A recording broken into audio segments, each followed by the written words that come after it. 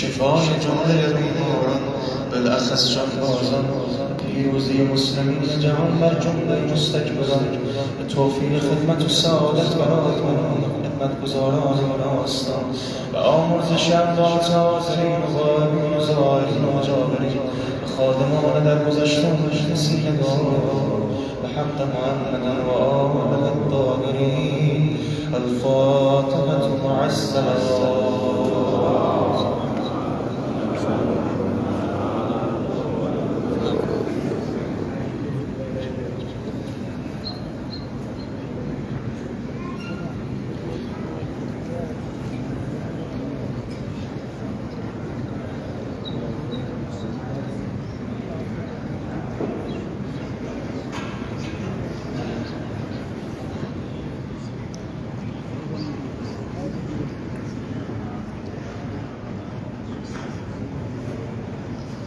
السلام عليك يا بنت رسول الله.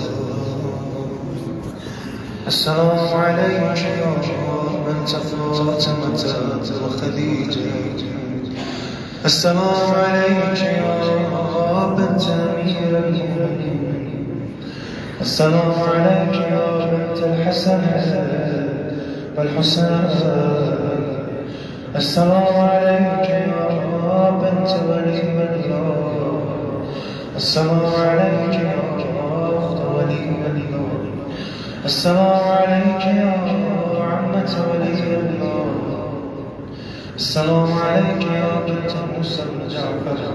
يا فاطمة اشفعيني في الجنة. السلام عليكم يا بنات رسول الله ويا ذرية رسول الله ورحمة الله وبركاته. التي درجة زمان سلامتي ما زمان سلامتي رحمتي سرمنزل وجل رأي من السجن إجماعا صلوات محمد وآل محمد.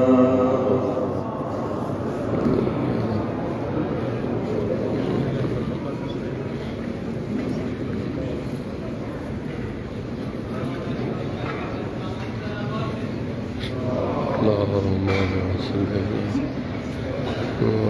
على محمد وآل محمد.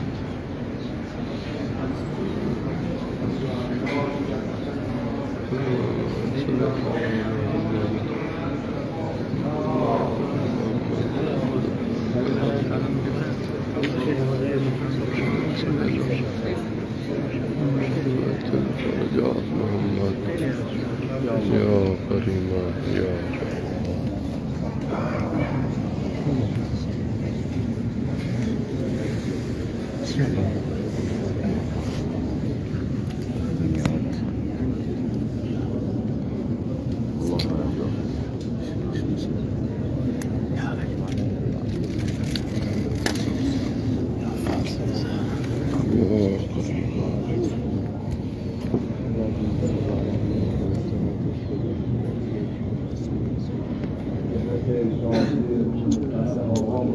وقرنا به وأرقانا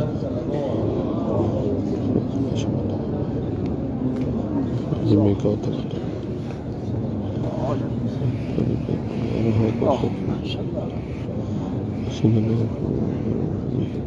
ثم وظيفة والجلد